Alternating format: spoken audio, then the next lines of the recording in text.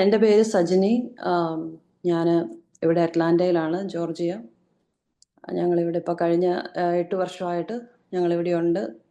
ഞങ്ങൾ സാധാരണ കുടുംബമായിട്ടാണ്, എൻ്റെ ഹസ്ബൻഡും കൂടെ ഞങ്ങൾ ഒന്നിച്ചാണ് സാക്ഷ്യം പറയാൻ വരുന്നത്. പക്ഷേ ഇപ്പോൾ 2 പ്രാവശ്യം സിസ്റ്റർ എന്നെ വിളിച്ചു. അന്നേരം എല്ലാം ജോലി കാര്യങ്ങളും ഓരോ ബുദ്ധിമുട്ടൊക്കെ ആയിരുന്നുകൊണ്ടാണ് എനിക്ക് വരാൻ പറ്റാഞ്ഞത്. ഇപ്പോൾ ദൈവം സഹായിച്ചു. ഇന്ന് എന്തായാലും നിങ്ങളോട് കൂടെ ആയിരിക്കാൻ തക്കവണ്ണം ദൈവം കാണിച്ച വലിയ കരുണയ്ക്കായിട്ട് ഞാൻ എൻ്റെ ദൈവത്തെ നന്ദിയോടെ സ്തുതിക്കുന്നു. വചനം ഞാൻ കുറച്ച് സമയം കേട്ടുള്ളൂ, എങ്കിലും ദൈവം എന്നോട് സംസാരിക്കേണ്ട ഭാഗം കൃത്യമായിട്ട് സംസാരിച്ചു. പൗലോസിനോട് പറയുന്നത്, നീ യെരുശലേമിലല്ല, നീ റോമയിലും എല്ലായിടത്തും എൻ്റെ സാക്ഷിയായിരിക്കണം എന്ന് പറഞ്ഞ വചനം ഞാനത് കേൾക്കാനിടയായി തീർന്നു. ദൃഷ്ടി വെച്ച് ആലോചന പറഞ്ഞു തരുന്ന നമ്മുടെ കർത്താവ് നമ്മുടെ മധ്യത്തിലുള്ളതിനായിട്ട് ഞാൻ എൻ്റെ ദൈവത്തെ നന്ദിയോടെ സ്തുതിക്കുന്നു, സ്തോത്രം ചെയ്യുന്നു. ഞങ്ങളിവിടെ ഇപ്പം ഞാൻ പറഞ്ഞല്ലോ 8 വർഷമായി ഞങ്ങളിവിടെ അറ്റ്ലാന്റയിലായിട്ട്. എനിക്ക് 3 കുഞ്ഞുങ്ങളാണുള്ളത്. മൂത്ത മോന് ഇപ്പം 20 വയസ്സായി. അവന് കമ്പ്യൂട്ടർ സയൻസ് 3rd ഇയർ പഠിക്കുന്നു. പിന്നെ 2 കുഞ്ഞുങ്ങൾ പെൺമക്കളാണ്.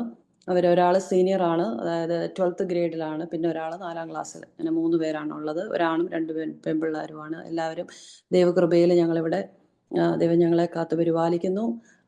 ഞങ്ങൾ പോകുന്നത് ക്രിസ്ത്യൻ റെഡീംഡ് ചർച്ച് എന്ന് പറഞ്ഞ ഒരു ചെറിയ കൂട്ടായ്മയാണ്. ഞങ്ങളവിടെ ആക്റ്റീവ് മെമ്പേഴ്സായിട്ട് ഞങ്ങൾ പൊയ്ക്കൊണ്ടിരിക്കുന്നു. ഇന്ന് എന്നെ ഈ പ്രെയർ ഗ്രൂപ്പിലേക്ക് ഇൻവൈറ്റ് ചെയ്ത് സാക്ഷ്യം പറയാൻ വേണ്ടിയിട്ടാണല്ലോ. ഞാനങ്ങനെ വചനമൊന്നും ഞാൻ നോക്കിയിട്ടില്ല, എങ്കിലും ദൈവം പരിശുദ്ധാത്മാവ് ഗൈഡ് ചെയ്യുന്നത് പോലെ പറയാനായിട്ട് ഞാൻ ആഗ്രഹിക്കുന്നു.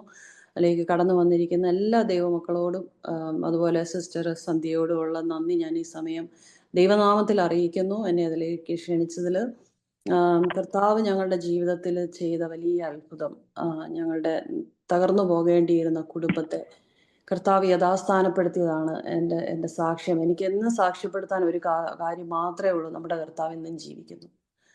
കർത്താവ് ഇന്നലെയും ഇന്നും എന്നേക്കും അനന്യനായ ഒരു ദൈവമാണ്. ആ ദൈവത്തെയാണ് നമ്മൾ ഓരോരുത്തരും സേവിക്കുന്നത്. അതാണ് എൻ്റെ ഏറ്റവും വലിയ സാക്ഷ്യം. ആ കർത്താവ് ഞങ്ങളുടെ ജീവിതത്തിൽ തന്ന വലിയ സാക്ഷ്യത്തിലാണ് ഇന്ന് ഞങ്ങളുടെ കുടുംബം മുന്നോട്ട് പോകുന്നത്. ദൈവത്തിൻ്റെ വലിയ കൃപ ഞങ്ങളോട് കൂടെ ഓരോ ദിവസവും നിന്ന് അനേക കുടുംബങ്ങളെ ശക്തീകരിക്കുവാനും ദൈവവചനത്തിൽ ബലപ്പെടുത്തുവാനും എല്ലാം ആ ഒരു സാക്ഷ്യത്തിൽ ദൈവം സഹായിക്കുന്നതിനായിട്ട് ഞാൻ എൻ്റെ ദൈവത്തെ നന്ദിയോടെ ഈ പകൽക്കാലവും ഞാൻ സ്തുതിക്കുന്നു. ദൈവമക്കളോടുള്ള കൂടെ ചേർന്നുള്ള ആ ഒരു ചെറിയ സമയം, അത് എത്ര വലിയ ഒരു വിലപ്പെട്ട സമയമാണെന്ന് ഞാൻ അറിയുന്നു. നിങ്ങളെല്ലാവരും സിസ്റ്റർ പ്രാർത്ഥിച്ചപ്പോഴും പാസ്റ്റർ പ്രസംഗിച്ചപ്പോഴും എല്ലാം വലിയ ഒരു ദൈവാത്മാവിൻ്റെ പ്രവർത്തനം എൻ്റെ ഹൃദയത്തിലേക്ക് ദൈവം അയക്കുന്നുണ്ടായിരുന്നു. ദൈവത്തിൻ്റെ ആ വലിയ കൃപയ്ക്കായിട്ട്, ദൈവത്തിൻ്റെ പരിശുദ്ധാത്മ സാന്നിധ്യത്തിനായിട്ട് ഞാൻ നന്ദിയോട് സ്തുതിക്കും. നമുക്ക് ആർക്കും നേരിട്ട് കാണാൻ സാധിക്കത്തില്ലെങ്കിലും അവരുടെ എല്ലാം ആ പ്രസൻസ് ഇവിടെയുണ്ട്. അതുപോലെ പരിശുദ്ധാത്മാവ് നമ്മളോട് കൂടെയുണ്ട്. ദൈവം ഗൈഡ് ചെയ്യട്ടെ എന്ന് പ്രാർത്ഥിക്കുകയാണ്. അപ്പോൾ ഞങ്ങൾ ഇവിടെ 7-8 വർഷം മുമ്പേ ഞങ്ങൾ ഇംഗ്ലണ്ടിലായിരുന്നു. ഞങ്ങൾ നാട്ടിൽ നിന്ന് ബാംഗ്ലൂരാണ് ഞാൻ വർക്ക് ചെയ്തുകൊണ്ടിരുന്നത്. അവിടുന്ന് ഇംഗ്ലണ്ടിലേക്ക് 2001 ഇംഗ്ലണ്ടിലേക്ക് വരുന്നത്. അത് കഴിഞ്ഞ് 2003 ഞങ്ങൾ കല്യാണം കഴിച്ചു.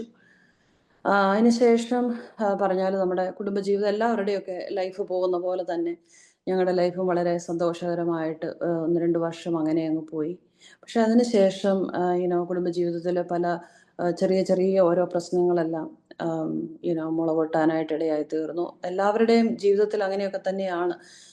പക്ഷേങ്കിൽ അത് വളരെ അധികമായിട്ട് വിവാഹത്തിന് മുന്നമേ ഞങ്ങൾക്ക് പരസ്പരം അറിയാവുന്നവരാണ്. ഞങ്ങൾ പരസ്പരം അണ്ടർസ്റ്റാൻഡ് ചെയ്തവരാണെന്നാണ് ഞങ്ങൾ വിചാരിച്ചത്. എല്ലാ കാര്യങ്ങളും ഒക്കെ ഷെയർ ചെയ്ത് എല്ലാം മനസ്സിലാക്കി, 2 കുടുംബങ്ങളുടെയും അവസ്ഥകളും ഒക്കെ മനസ്സിലാക്കി അങ്ങനെയാണ് ഞങ്ങളുടെ വിവാഹം വരെ നടന്നത്. പക്ഷേ വിവാഹത്തിന് ശേഷം ആണ് നമ്മൾ ശരിക്കും പറഞ്ഞാൽ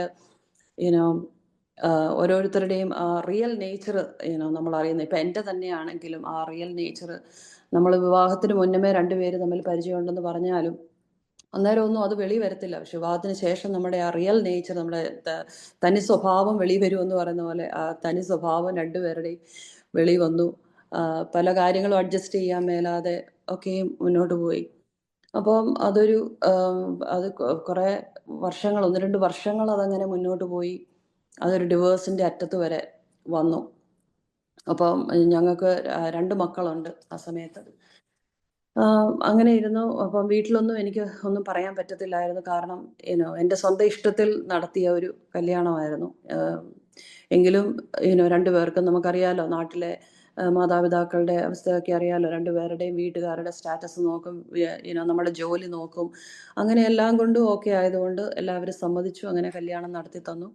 അങ്ങനെയാണ് നടന്നത്. അതുകൊണ്ട് എനിക്ക് ഇങ്ങനെ വീട്ടിൽ നടക്കുന്ന ബുദ്ധിമുട്ടുകളുടെ ഒരു കാര്യം എനിക്ക് വീട്ടിലോട്ട് പറയാനായിട്ട് എനിക്ക് തോന്നിയില്ല. കാരണം അവരല്ലല്ലോ ഇതിന് മുഖാന്തരമായത്. അതുകൊണ്ട് ഞാനൊന്നും പറയാതെ നിന്നു. അപ്പോൾ ആ സമയത്തൊക്കെയും ഞങ്ങൾ പള്ളിയിൽ കാത്തലിക് ചർച്ചിൽ ഞങ്ങൾ ആക്റ്റീവ് മെമ്പേഴ്സ് ആയിരുന്നു. അപ്പോൾ അതിന് മുമ്പേ പറയട്ടെ, ഞാനൊരു യാക്കോബായ പാരമ്പര്യത്തിലായിരുന്നു ഞാൻ ജനിച്ചതും വളർന്നതും എല്ലാം. എൻ്റെ ഹസ്ബൻഡ് ജ്ഞാനായ കാത്തലിക് ബാക്ക്ഗ്രൗണ്ടിലാണ് ജനിച്ചതും വളർന്നതും എല്ലാം. അപ്പോൾ അറിയാമല്ലോ, നമ്മൾ ജ്ഞാനായ കാത്തലിക്സ് അവരുടെ കൂട്ടത്തിലേക്ക് ആരെയും ചേർക്കത്തില്ല. അപ്പം അങ്ങനെ വന്നപ്പോൾ കല്യാണത്തിൻ്റെ സമയമായപ്പോൾ ഞങ്ങൾ രണ്ടുപേരും റോമൻ കാത്തലിക്സിലേക്ക് മാറി. അങ്ങനെയാണ് വിവാഹമൊക്കെ നടന്നത്. അങ്ങനെ ഞങ്ങൾ ഇംഗ്ലണ്ടിൽ വന്നപ്പോഴാണേലും അവിടെ തൊട്ടടുത്ത് തന്നെ ഒരു റോമൻ കാത്തലിക് ചർച്ച് ഉണ്ടായിരുന്നു. അവിടെയായിരുന്നു ഞങ്ങൾ പൊക്കോണ്ടിരുന്നത്. അപ്പം എൻ്റെ ഹസ്ബൻഡ് ആണെങ്കിൽ അവിടെയാണ് ചർച്ചിൽ, നമ്മുടെ മദ്ബഹായിൽ അൾത്താരയിൽ അച്ഛൻ്റെ കൂടെ കുർബാന ചെയ്യാനും, അതുപോലെ അവിടുത്തെ അച്ഛൻ ധരിക്കുന്ന വസ്ത്രങ്ങൾ അതൊക്കെ ഈ നാട്ടിൽ നിന്ന് മേടിച്ചു. അതുപോലെ നമ്മൾക്കറിയാം ഈ കാസ പീലാസ എന്നൊക്കെ പറയുന്നത്, അതെല്ലാം നാട്ടിൽ നിന്ന് വരുത്തി. അങ്ങനെയൊക്കെ നമ്മൾ എരിവുണ്ടെന്ന് പറയത്തില്ല, ദൈവത്തിന് വേണ്ടി എരിവുള്ളവരായിട്ട് അങ്ങനെയാണ് ഞങ്ങൾ ആ സമയത്ത് ആയിരുന്നത്. അപ്പം പുറത്തുനിന്ന് ആര് നോക്കിയാലും നമ്മൾ ഭയങ്കര ഒരു മാതൃകാ കുടുംബമാണ്. ഞങ്ങൾ കൊയറിലുണ്ടായിരുന്നു. അതുപോലെ അച്ഛൻ്റെ കൂട്ടത്തിൽ എപ്പോഴും എല്ലാ കാര്യങ്ങൾക്കും ധ്യാനം സംഘടിപ്പിക്കാനും അങ്ങനെയൊക്കെ എല്ലാ കാര്യങ്ങൾക്കും ഞങ്ങൾ തന്നെ കൂട്ടത്തിൽ തന്നെ നിന്നു. എങ്കിലും നമ്മുടെ വീടിൻ്റെ അകത്ത് സംഭവിക്കുന്ന കാര്യങ്ങളൊന്നും ആരും അറിയുന്നില്ല. പള്ളിയിൽ നമ്മളിങ്ങനെ മതഭക്തിയായിട്ട് നമ്മൾ പോകുന്നുണ്ടെങ്കിലും യഥാർത്ഥമായിട്ടുള്ള ആ ദൈവത്തിൻ്റെ ആ ഒരു സ്നേഹമോ അല്ലെങ്കിൽ ദൈവത്തിൻ്റെ ആ ഒരു സ്പർശനമോ ഒന്നും നമുക്ക് ആ സമയത്ത് ലഭിച്ചിരുന്നില്ല. അത് നമുക്കറിയാം, മനസ്സിലായി, പിന്നീട് നമുക്കത് മനസ്സിലായി. അങ്ങനെ നമ്മളിങ്ങനെ മുന്നോട്ട് പൊയ്ക്കൊണ്ടിരിക്കുമ്പോൾ എല്ലാവരും വിചാരിക്കുന്നു നമ്മൾ ഭയങ്കര ഹാപ്പിയാണ്, ഭയങ്കര നല്ല ഫാമിലി ലൈഫാണ് നമ്മൾ കൊണ്ടുപോകുന്നത് എന്നാണ് എല്ലാവരും വിചാരിക്കുന്നത്. പക്ഷേ നമ്മുടെ ഭവനത്തിൻ്റെ ഉള്ളിൽ നടക്കുന്നത് മറ്റാരും ഒന്നും അറിയുന്നില്ല. ഇങ്ങനെ മുന്നോട്ട് പോയി ഈ ഡിവേഴ്സിൻ്റെ അറ്റത്ത് വരെ വന്നു. അപ്പോഴെല്ലാം ഞങ്ങൾ പ്രാർത്ഥിക്കുന്നുണ്ട്. ഇപ്പം ജോലി അറിയാമല്ലോ, ഞങ്ങൾ രണ്ടുപേരും നേഴ്സസാണ്. അപ്പം ഒരാൾ പകല് ജോലി ചെയ്യും, ഒരാൾ രാത്രി ജോലി ചെയ്യും. അങ്ങനെയാണ് ചെയ്യുന്നത്. അപ്പം എനിക്ക് 3 ദിവസം നൈറ്റ് ഉണ്ട്, ജെമിനിക്ക് 3 ദിവസം ഡേ ആണ്. അപ്പോൾ ഒരാൾ വരുമ്പോൾ അടുത്തയാൾ പോകും. പിന്നെ കുഞ്ഞുങ്ങളുണ്ട്, അവരെ നോക്കാൻ വേണ്ടിയാണ് നമ്മൾ അങ്ങനെയുള്ള സ്കെഡ്യൂൾ എടുക്കുന്നത്. അപ്പോൾ ഓരോരുത്തരും ജോലി കഴിഞ്ഞ് വരുമ്പോൾ, ഞാൻ ജോലി കഴിഞ്ഞ് വന്നു കഴിയുമ്പം വീട്ടിൽ വരുമ്പോൾ ഒരു സമാധാനവും ഇല്ല. നമുക്ക് ജോലി കഴിഞ്ഞ് വീട്ടിലോട്ട് വരാനേ തോന്നത്തില്ല. പിന്നെ കുഞ്ഞുങ്ങളെ ഓർത്താണ് നമ്മൾ വീട്ടിലേക്ക് കടന്നു വരുന്നത്. വന്നു കഴിയുമ്പോഴേ എന്തെങ്കിലും ഒന്ന് പറഞ്ഞ് രണ്ട് പറഞ്ഞ് ഭയങ്കര വഴക്കും അടിയും ബഹളവും ഇങ്ങനെയെല്ലാമാണ്. പക്ഷേങ്കിൽ നമ്മൾ തന്നെ ഇരിക്കുമ്പം ദൈവത്തോട് പ്രാർത്ഥിക്കും, ദൈവമേ എന്തുകൊണ്ടാണ് ഇതിങ്ങനെ സംഭവിക്കുന്നത്? ഈ ലോകത്തിൽ വേറെ ആരും ഇല്ലായിരുന്നോ? നീ എന്തിനാ എന്നെ വെറുതെ ഇങ്ങനെയുള്ള ഒരു ബന്ധത്തിലേക്ക് നീ എന്നെ തള്ളിവിട്ടത്? കാരണം ചെറുപ്പം മുതലേ നമ്മളെ വിശ്വാസത്തിലല്ലെങ്കിലും യാക്കോബായ പാരമ്പര്യത്തിൽ അങ്ങനെ വളരെയധികം ദൈവത്തോട് അടുപ്പിച്ചാണ് എൻ്റെ പേരൻസ് എന്നെ വളർത്തിക്കൊണ്ട് വന്നത്. അതുപോലെ തന്നെ ജെമിനിയുടെ പേരൻസും അങ്ങനെ തന്നെയാണ് വളർത്തിക്കൊണ്ട് വന്നത്. പക്ഷെ നമുക്ക് ആ എരിവുണ്ട്. ദൈവസന്നിധിയിലിരുന്ന് പ്രാർത്ഥിക്കുന്നു. എപ്പോഴും ഒരാളില്ലാത്ത 2 പേർ കൂടെ ഒന്നിച്ചിരുന്ന് പ്രാർത്ഥിക്കാനായിട്ട് പറ്റത്തില്ല. പക്ഷെ ഓരോരുത്തരും ദൈവസന്നിധിയിൽ പോയിരുന്ന് പ്രാർത്ഥിക്കും, ദൈവമേ എന്തുകൊണ്ടാണ് ഇത് സംഭവിക്കുന്നത് എന്ന് പറഞ്ഞ് ഞങ്ങൾ എപ്പോഴും പ്രാർത്ഥിക്കുമായിരുന്നു. പക്ഷേ പ്രാർത്ഥിച്ചുകൊണ്ടാണെന്നല്ല ഞാൻ പറയുന്നത്. എങ്കിലും ദൈവത്തിനൊരു മുൻ നിയമനം ഉണ്ടല്ലോ, ദൈവം മുൻ നിയമിച്ചവരെ എന്നാണല്ലോ നമ്മൾ വചനത്തിൽ വായിക്കുന്നത്. പറഞ്ഞ പോലെ ദൈവം നേരത്തെ കണ്ടിരുന്നത് കൊണ്ട് ദൈവം തക്ക സമയത്ത് വിടുവിച്ചു എന്ന് ഞാൻ വിശ്വസിക്കുന്നു. അപ്പോൾ ഒരു ദിവസം ഇതിങ്ങനെ പൊയ്ക്കൊണ്ടിരിക്കുകയാണ്. അപ്പോൾ ഒത്തിരി കാര്യങ്ങളുണ്ട് ഇതിൻ്റെ ഇടയ്ക്ക്, പക്ഷെ എല്ലാം പറയാനായിട്ട് നമുക്ക് സമയമില്ല. അങ്ങനെ പൊയ്ക്കൊണ്ടിരുന്ന സമയത്ത് ആണ് ആ ഡൈവേഴ്സിൻ്റെ അറ്റത്തെത്തി. ഞങ്ങൾ തീരുമാനിച്ചു ഇനി വീട്ടിൽ പറയാൻ പോവുകയാണ്.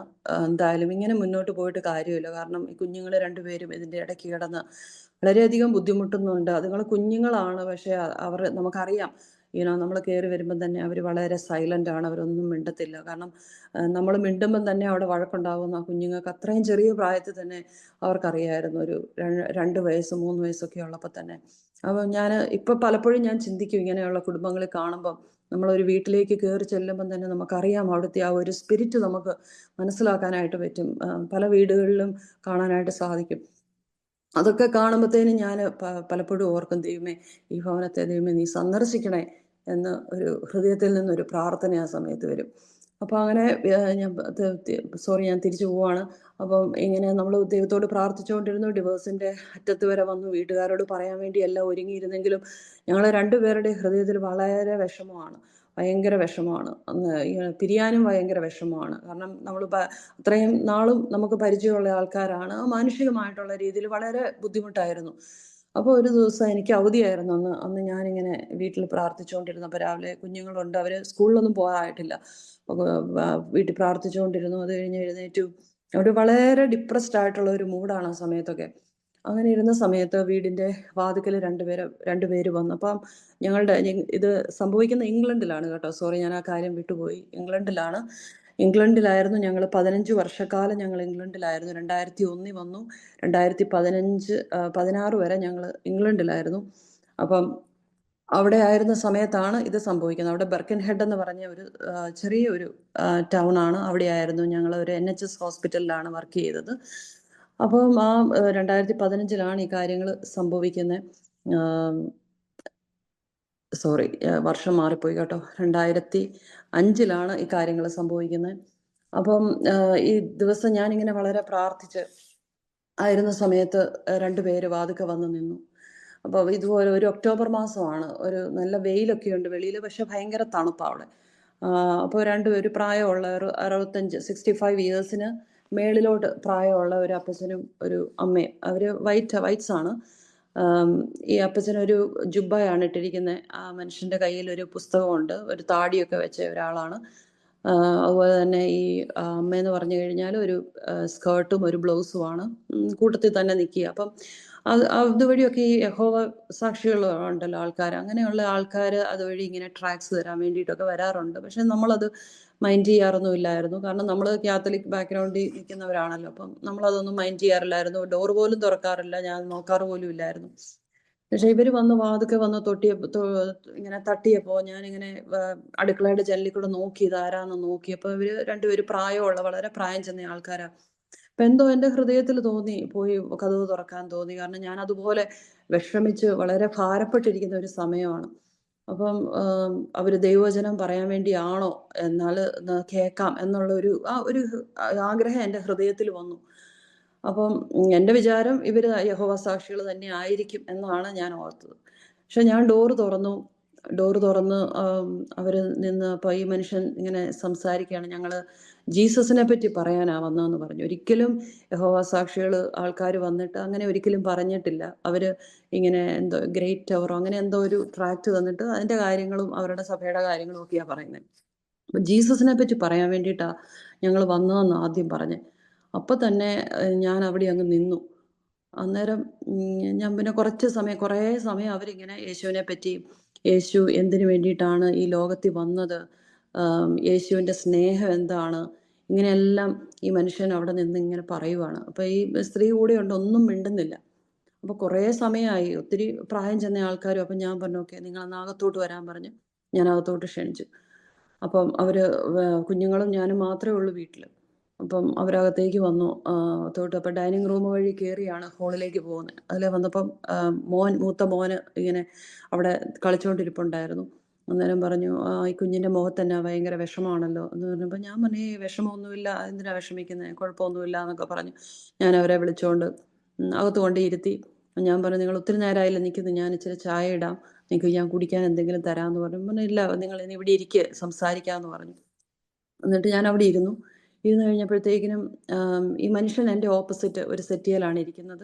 ഈ സ്ത്രീ എൻ്റെ അടുത്ത് തന്നെ ഇച്ചിരി മാറിയായിരിക്കുന്നത്. അപ്പം ഈ മനുഷ്യൻ വീണ്ടും യേശുവിനെ പറ്റി സംസാരിക്കാൻ തുടങ്ങി. ബൈബിളിൽ നിന്ന് ഞങ്ങളുടെ വിവാഹത്തിൻ്റെ സമയത്ത് സംസാരിച്ച, അച്ഛൻ പള്ളിയിൽ സംസാരിച്ച ഒരു വാക്യം, അങ്ങനെയാണ് തുടങ്ങുന്നത്.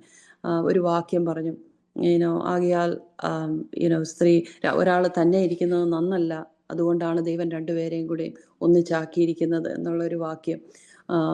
അതുപോലെ തന്നെ പിന്നെ ദൈവത്തിൻ്റെ സ്നേഹത്തെ പറ്റി, യേശുവിനെ പറ്റി, യേശു ഈ ലോകത്തിൽ സ്വർഗത്തിലെ സകല ആത്മീക അനുഗ്രഹങ്ങളും വെടിഞ്ഞിട്ട്, ആ സകല സൗഭാഗ്യങ്ങളും വെടിഞ്ഞിട്ട് ഭൂമിയിലേക്ക് ജഡപ്രകാരം ഒരു മനുഷ്യനായിട്ട് നമ്മുടെ ഇടയിലേക്ക് മനുഷ്യനായിട്ട് ഇറങ്ങി വന്ന് നമ്മുടെ മധ്യത്തിൽ വന്ന് വസിച്ചു.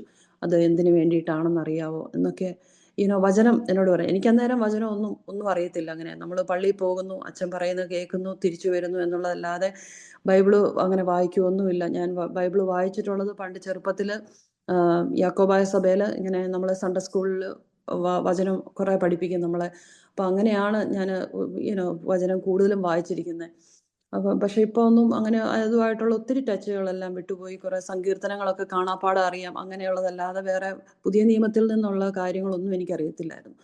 അപ്പം ഇങ്ങനെ വചനങ്ങളെല്ലാം ഓരോന്ന് പറഞ്ഞു തരിക. അന്നേരത്തേനും കുറച്ച് സമയം വചനം പറഞ്ഞതിന് ശേഷം എന്നോട് പറഞ്ഞു, കഴിഞ്ഞ ദിവസങ്ങളായിട്ട് നിന്റെ ഭവനത്തിൽ യാതൊരു സമാധാനവുമില്ല, കഴിഞ്ഞ വർഷങ്ങളായിട്ട് ഒരു സമാധാനവുമില്ല അല്ലേ എന്ന് ചോദിച്ചു. അപ്പോൾ ഞാൻ പറഞ്ഞു, ഇല്ല, കുഴപ്പമൊന്നുമില്ല, ഞങ്ങൾക്ക് കുഴപ്പമൊന്നുമില്ല, എന്തുവായി പറയുന്നത് എന്ന് ഞാൻ ചോദിച്ചു. അപ്പോൾ അതിനും പറഞ്ഞു, ഓരോ കാര്യങ്ങളും ഞങ്ങളുടെ ഭവനത്തിൽ സംഭവിച്ച ഓരോ കാര്യങ്ങളും ഈ മനുഷ്യൻ എന്നോട് ഇങ്ങോട്ട് പറയുക. അപ്പോൾ ഞാൻ ഭയങ്കര, അതായത് ഒരു പ്രൊഫസി ആയിട്ട്, ഒരു പ്രോഫറ്റ് പോലെ എല്ലാ സംഭവിച്ചു പോയ എല്ലാ കാര്യങ്ങളും ഉൾപ്പെടെ, അതായത് എൻ്റെ കഴുത്തിൽ ഒരു താലിമാല ഉണ്ടായിരുന്നു, നമുക്കറിയാലോ താലിമാല. ആ മാലയുടെ അറ്റത്ത് താലിയുണ്ടായിരുന്നു. അപ്പം ഞാനത് പൊട്ടിച്ച്, എനിക്കിനി നിങ്ങളുടെ കൂടെ ജീവിക്കണ്ട എന്ന് പറഞ്ഞ് ഞാനത് പൊട്ടിച്ച് ഞാൻ ഫ്ലഷിനകത്തിട്ട് ഫ്ലഷ് ചെയ്ത് കളഞ്ഞു. ആ കാര്യം വരെ ഈ മനുഷ്യൻ എന്നോട് പറഞ്ഞു. അപ്പോഴത്തേനും എനിക്ക് മനസ്സിലായി, ഇവര് സാധാരണ മനുഷ്യരല്ല, ഇവര് ദൈവത്തിൽ നിന്നും വന്നവരാണ്, ദൈവനിയോഗം പ്രാപിച്ചവരാന്നുള്ള ഒരു ചിന്ത എൻ്റെ ഉള്ളിൽ വന്നു. അപ്പോൾ ഞാനിരുന്ന് കരയാൻ തുടങ്ങി. കരഞ്ഞുകൊണ്ടിരുന്നപ്പോൾ ഈ സ്ത്രീ എൻ്റെ അടുത്തിരിപ്പുണ്ട്. എന്നോട് പറഞ്ഞു, നീ വിഷമിക്കണ്ട, ദൈവം നിങ്ങളെ സഹായിക്കും, അതിനു വേണ്ടിയിട്ടാണ് ഞങ്ങൾ വന്നത്, ദൈവം നിങ്ങളെ സഹായിക്കും എന്ന് പറഞ്ഞു. അപ്പം അത് കഴിഞ്ഞ് പിന്നെ ഈ സ്ത്രീയാണ് സംസാരിക്കുന്നത്. അപ്പോൾ എനിക്ക് മനസ്സിലായി, അത്രയും ദിവസവും പരസ്പരം, ഞാൻ ഒരിക്കലും എൻ്റെ കുറ്റം ഞാൻ കണ്ടിട്ടില്ല. എൻ്റെ ഉള്ളിലോട്ട് ഞാൻ നോക്കുവോ, ഞാൻ തെറ്റുകാരിയാണെന്ന് എനിക്ക് മനസ്സിലാവുമോ, ഒന്നും എനിക്ക് ചെയ്തിട്ടില്ല. ഞാൻ ചെയ്ത കാര്യങ്ങളെല്ലാം റൈറ്റായിട്ടാണ് എനിക്കെപ്പോഴും തോന്നിക്കൊണ്ടിരുന്നത്. പക്ഷേ ഈ സ്ത്രീ ഇവർ രണ്ടും ഇങ്ങനെ സംസാരിച്ചു കഴിഞ്ഞപ്പോൾ എൻ്റെ ഉള്ളിൽ ആ കുറ്റബോധം വന്നു. ദൈവമേ, ഇതെല്ലാം എൻ്റെ കുഴപ്പമായിരുന്നല്ലോ, ഞാനാണല്ലോ ഇതിനകത്ത് തെറ്റ് മുഴുവൻ ചെയ്തത്. അപ്പം എൻ്റെ ഹസ്ബൻഡ് എന്ന് പറഞ്ഞാൽ അന്നും ഇന്നും നമ്മൾ ഇപ്പം ഒരു വഴക്കുണ്ടാക്കിയാലും ആദ്യം വന്ന് ക്ഷമ ചോദിക്കുന്നത് പുള്ളിയാണ്. പറയും, സാരമില്ല, പോട്ടെ, അത് വിട്ടുകളാ, അതങ്ങ് മറന്നു കളഞ്ഞേക്ക് എന്ന് പറഞ്ഞാലും എനിക്കായിരുന്നു ഭയങ്കര വാശി. ഞാനിങ്ങനെ പിടിച്ചുകൊണ്ടിരിക്കുമായിരുന്നു. പിന്നെ എനിക്ക് മിണ്ടാനേ തോന്നത്തില്ല വഴക്ക് പിടിച്ചു കഴിഞ്ഞ്. അങ്ങനെ ഒരു അവസ്ഥയായിരുന്നു. പക്ഷെ അന്ന് അവർ സംസാരിച്ചു കഴിഞ്ഞപ്പോൾ എൻ്റെ ഉള്ളിൽ ശരിക്കും തുറന്നു. എൻ്റെ കുറ്റത്തെ, എൻ്റെ ആ ഉള്ളിലുണ്ടായിരുന്ന ആ ഒരു പൈശാചിക ശക്തി എന്ന് തന്നെ ഞാൻ പറയും, ആ ഒരു ഇതിനെ എനിക്ക് അവർ റിവീൽ ചെയ്തു തന്നു. ഞാനന്ന് ഒത്തിരി കരഞ്ഞു. അവർ പ്രാർത്ഥിച്ചു. അതിനുശേഷം ഈ മനുഷ്യനവിടെ ഭിത്തിയിൽ ഇങ്ങനെ നമ്മൾ ഫോട്ടോസ് വെക്കുമല്ലോ, നമ്മൾ കാത്തലിക്സും എല്ലാവരും വെക്കുന്ന, നമ്മൾ ബെന്തിക്കോസുകാരല്ലാതെ ബാക്കി എല്ലാ ആൾക്കാരും വെക്കുന്നതാണല്ലോ. അപ്പം അവിടെ മാതാവിൻ്റെ ഫോട്ടോ, അതുപോലെ സെൻറ്റ് മൈക്കിൾസ്, പിന്നെ ജീസസ്, അങ്ങനെ മുകളിൽ ഇങ്ങനെ ഫോട്ടോസ് വെച്ചിട്ട്, ആ കൂട്ടത്തിൽ തന്നെ പേരൻസിൻ്റെ ഫോട്ടോസ്, ഇതെല്ലാം അവിടെ വെച്ചിട്ടുണ്ട്. അപ്പോൾ എന്നോട് ചോദിച്ചു, ഈ ജീസസ്, ഇത് ഓരോരുത്തരുടെ ഫോട്ടോ കാണിച്ച് ചോദിച്ചു, ഇതൊക്കെ ആരാന്ന് ചോദിച്ചു. Mother Mary. അപ്പം ഞാൻ പറഞ്ഞത് മദർ മേരി, ഇത് സെൻറ്റ് മൈക്കിൾ, നടുക്ക് ജീസസ്, പിന്നെ ഇപ്പുറത്ത് പേരൻസ്. അപ്പോൾ ഇവർക്കെല്ലാം നീ തുല്യ സ്ഥാനമാണോ കൊടുക്കുന്നതെന്ന് ചോദിച്ചാൽ, ഞാൻ പറഞ്ഞു, അല്ല, അങ്ങനെയല്ല, ഞാനത് സ്ഥലം കണ്ടുകൊണ്ട് ഞാൻ അവിടെ അങ്ങ് വെച്ചെന്നേ ഉള്ളൂ എന്ന് പറഞ്ഞു. അപ്പം ജീസസിൻ്റെ ഫോട്ടോ നീ കണ്ടിട്ടുണ്ടോ, നീ യേശുവിനെ കണ്ടിട്ടുണ്ടോ എന്ന് ചോദിച്ചു. ഞാൻ പറഞ്ഞു, ഇല്ല, ഞാൻ കണ്ടിട്ടില്ല. ഇങ്ങനെ എല്ലാവരും ഈ ഒരു ഫോട്ടോസാണല്ലോ വെക്കുന്നത്, അപ്പം അതുകൊണ്ട് കിട്ടിയത് അതാണ്, അതുകൊണ്ട് അവിടെ വെച്ചു. അപ്പം നീ ഇവർക്കെല്ലാം ഒരു സ്ഥാനമാണോ കൊടുക്കുന്നതെന്ന് ചോദിച്ചു, മദർ മേരിക്കും സെൻറ്റ് മൈക്കിളിനും ജീസസ്. ഞാൻ പറഞ്ഞു, അല്ല, അത് ഫോട്ടോസ് അങ്ങനെ വെച്ചിട്ടുണ്ടെന്നേ ഉള്ളൂ, അല്ലാതെ വേറെ കാര്യമൊന്നും ഇല്ല എന്ന് പറഞ്ഞു. അപ്പം ദൈവത്തെ, നീ ജീസസിനെ കണ്ടിട്ടുണ്ടോ? ഇല്ല. അപ്പോൾ എന്നോട് പറഞ്ഞു, ദൈവസ്നേഹമാവുന്നു, ദൈവം നമ്മുടെ ഓരോരുത്തരുടെ ഹൃദയങ്ങളിലാണ് വസിക്കുന്നത്, ദൈവത്തിൻ്റെ രൂപമില്ല എന്ന് പറഞ്ഞു. അതായത് ഇംഗ്ലീഷിലാണ് സംസാരിക്കുന്നത് എന്ന് പറഞ്ഞു. അത് ഞാനിപ്പോഴും ഓർക്കുന്നുണ്ട്, ആ പറഞ്ഞ വാക്യങ്ങൾ ഞാനിപ്പോഴും ഓർക്കുന്നു. ദൈവത്തിന് രൂപമില്ല, ദൈവസ്നേഹമാകുന്നു, ദൈവം നമ്മുടെ ഹൃദയങ്ങളിൽ വസിക്കുന്നു, ഇതാ പറഞ്ഞു. ഇപ്പം ഞാൻ പലപ്പോഴും ചിന്തിക്കും, നമുക്ക് മാനുഷിക ബുദ്ധിക്ക് നമുക്ക് ചിന്തിക്കാൻ പോലും കഴിയാത്ത പല കാര്യങ്ങളാണ് ദൈവം നമ്മുടെ ജീവിതത്തിൽ ചെയ്യുന്നത്. ഞാനെന്ന് പറയുന്ന ഒരു വ്യക്തി എൻ്റെ കൺമുന്നിൽ കണ്ടിട്ടല്ലാതെ ഞാനൊന്നും വിശ്വസിക്കത്തില്ല. ആരെന്ത് പറഞ്ഞാലും ഇപ്പോൾ ഒരാളെ പറ്റി ഒരു കുറ്റം പറഞ്ഞാൽ പോലും ഞാനത് വിശ്വസിക്കുകയോ ഞാനത് എടുക്കുകയോ അതങ്ങനെ ഞാൻ ചെയ്യത്തില്ല. കാരണം എനിക്ക് എൻ്റെ കണ്ണിൻ്റെ മുമ്പിൽ ഞാനത് കണ്ടെങ്കിൽ മാത്രമേ വിശ്വസിക്കുകയുള്ളൂ. അങ്ങനെ ഒരു വ്യക്തിയായിരുന്നു ഞാൻ. അപ്പോൾ ഞാൻ ഓർത്തു, ദൈവമേ, എൻ്റെ ഹൃദയത്തിൻ്റെ ആ ഒരു ചിന്ത പോലും ദൈവം അറിയുന്നു. ഞാൻ എങ്ങനെയുള്ള വ്യക്തിയാണ്. നമ്മൾ വചനത്തിൽ വായിക്കുന്ന പോലെ അവൻ്റെ കൈയാണ് എന്നെ മെനഞ്ഞത്. എൻ്റെ അന്തരംഗം അവനാണ് ഉണ്ടാക്കിയത്.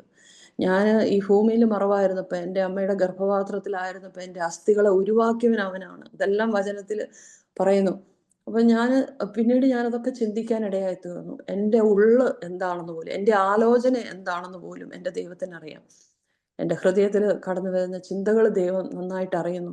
അപ്പം അങ്ങനെ കടന്നു വന്ന് ഇതെല്ലാം സംസാരിച്ചതിന് ശേഷം ഈ മനുഷ്യൻ എൻ്റെ ഓപ്പോസിറ്റാണ് ഇങ്ങനെ ഇരിക്കുന്നത്. അപ്പം ഞാൻ ഒരു പ്രാവശ്യം ഇങ്ങനെ നോക്കിയപ്പോൾ അത്രയും സമയം എനിക്ക് ഈ മനുഷ്യൻ്റെ മുഖത്തേക്ക് നോക്കാനായിട്ട് പറ്റുന്നില്ല. ഈ പറയുന്ന കാര്യങ്ങൾ കേൾക്കുന്നുണ്ടെങ്കിലും ഞാൻ പൂർണ്ണ സമയം ഞാൻ കരച്ചിൽ തന്നെയായിരുന്നു. ഭയങ്കര വിഷമായിരുന്നു. ഒരു പ്രാവശ്യം ഞാൻ ഇങ്ങനെ ഈ മനുഷ്യൻ്റെ മുഖത്തേക്ക് നോക്കിയപ്പം കണ്ണ് ഭയങ്കരമായിട്ട് ഇങ്ങനെ പ്രകാശിക്കുന്നു. ഒരു ബ്ലൂ കളർ ഐസാണ്. അപ്പം എനിക്ക് പിന്നെ നോക്കാനേ പറ്റുന്നില്ല, മുഖത്തേക്കേ നോക്കാൻ പറ്റുന്നില്ല. അപ്പം എൻ്റെ ഹൃദയത്തിലേക്ക് വരുവാണ്, ഇത് എന്തുവാ സംഭവിക്കുന്നത് ദൈവമേ, എന്തോ ഇവിടെ സംഭവിച്ചുകൊണ്ടിരിക്കുന്നു എന്നെനിക്ക് മനസ്സിലായി. എൻ്റെ ഹൃദയത്തിൽ പറയുന്നുണ്ടെങ്കിലും എനിക്കൊന്നും ചെയ്യാൻ പറ്റുന്നില്ല. ഇവരാരാണെന്നോ എന്താണെന്നോ എവിടുന്നാണെന്നോ ഒന്നും ചോദിക്കാനും പറ്റുന്നില്ല. അപ്പം ഈ സ്ത്രീ ആണേലും എൻ്റെ അടുത്തുണ്ട്. അപ്പം മനുഷ്യൻ പറഞ്ഞു, നീ ആ ബൈബിൾ ഇങ്ങ് എടുക്കാൻ പറഞ്ഞു. അപ്പോൾ അവിടെ നമ്മുടെ കാത്തലിക് ബൈബിളുണ്ട്, ഈ റെഡ് പുറംചട്ടയുള്ള കാത്തലിക് ബൈബിളുണ്ട്. അപ്പോൾ അതെടുക്കാൻ പറഞ്ഞു. അപ്പം ഞങ്ങൾ എല്ലാവരും എഴുന്നേറ്റ് നിന്നു, പിള്ളേരെയും വിളിച്ചു, അവരും വന്നു നിന്നു. അപ്പം ആ ബൈബിൾ എടുത്തിട്ട് ആ മനുഷ്യൻ ബൈബിൾ വായിക്കുകയാണ്. വായിച്ചപ്പം ഇത് മലയാളം ബൈബിളാണ്. പക്ഷേ ആള് വായിക്കുന്നത് ഫുള്ള്, ഇത്രയും സമയം ഇംഗ്ലീഷ് സംസാരിച്ചുകൊണ്ടിരിക്കുന്ന ആള് സംസാരിക്കുന്നത് മലയാളത്തിൽ, വചനം വായിക്കുന്നത് മലയാളത്തിൽ.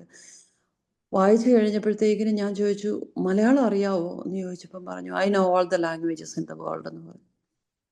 അത് കഴിഞ്ഞ് എന്നോട് അവിടെ നിൽക്കാൻ പറഞ്ഞു. ഞാൻ നിനക്ക് വേണ്ടി പ്രാർത്ഥിക്കാമെന്ന് പറഞ്ഞ് എൻ്റെ തലയിൽ കൈവച്ച് പ്രാർത്ഥിച്ചപ്പോഴും എനിക്ക് വലിയൊരു അനുഭവം ഉണ്ടായി. ഒരു ഐസ് കട്ട നമ്മളിങ്ങനെ കൂർപ്പിച്ചിട്ട് അതിൻ്റെ അറ്റം ഷാർപ്പ് ചെയ്ത് നമ്മുടെ തലവഴി കുത്തി ഇറക്കിയാൽ എങ്ങനെ ഇരിക്കും എന്ന് പറഞ്ഞ പോലെ ഭയങ്കര ഒരു നംനെസ്, എൻ്റെ തല മുതൽ ഉച്ചി മുതൽ ഉള്ളംകാല് വരെ എന്ന് പറയുന്ന പോലെ ശരീരം മൊത്തം അങ്ങനെ ഒരു ഫ്രീസിങ്, ഒരു ഭയങ്കര ഇത് അനുഭവിച്ചാൽ ഇടയായി തീർന്നു. പക്ഷെ ആ ഒരു സ്പർശനത്തിന് ശേഷം എൻ്റെ ഹൃദയത്തിലുണ്ടായിരുന്ന സകല ഒരു ഡിപ്രഷൻ ഫീലിങ്ങും സകല രീതിയിലുള്ള ദേഷ്യവും അരിശവും അതെല്ലാം മാറി ഒരു വലിയ സമാധാനം എൻ്റെ ഹൃദയത്തിലേക്ക് കടന്നു വന്നു ആ സമയം പ്രാർത്ഥിച്ചതിന് ശേഷം.